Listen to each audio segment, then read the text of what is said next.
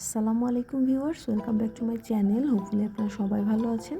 আজকে আমি আপনাদের সাথে শেয়ার করব মজাদার লাউ চিংড়ির একটি রেসিপি। তো চলুন দর্শক, দেখা যাক রেসিপিটি।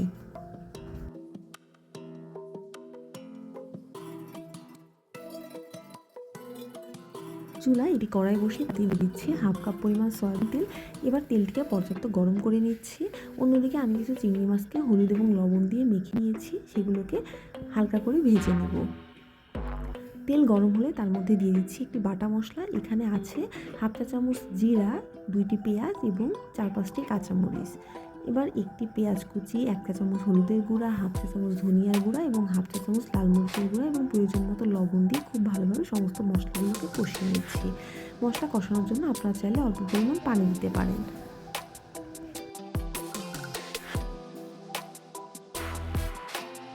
এখানে আমি মাঝারি সাইজের একটি লাউ দিয়ে দিয়েছি।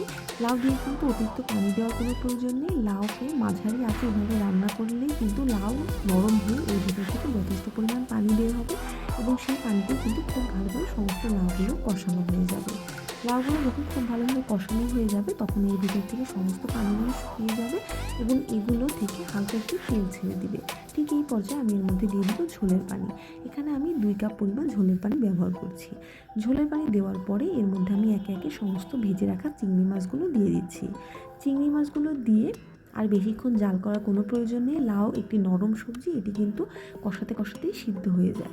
এবার ঝোলের পানি দিয়ে বলক উঠে আসলে হালকা পরিমাণ ঝোলের পানি কমে গেলেই কিন্তু আমি এটি পরিবেশনের জন্য নামিয়ে নিব। ঝোলের পানি দেওয়ার 10 থেকে 15 মিনিটের মধ্যে আপনারা তরকারিটি পরিবেশন করে নিতে পারেন।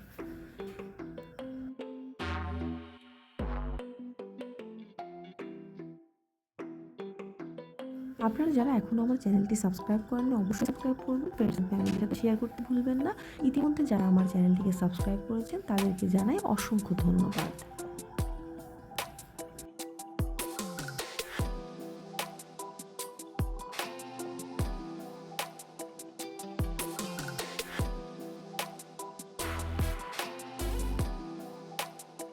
লাউ আমাদের শরীরের জন্য অনেক উপকারী একটি সবজি। আপনারা অবশ্যই এভাবে লাউ রান্না করে খাবেন। আমার রেসিপি ফলো করে লাউ চিংড়ি একবার হলেও বাসায় ট্রাই করবেন। আশা করি আপনাদের মুখে এর স্বাদ সারা জীবন লেগে থাকবে।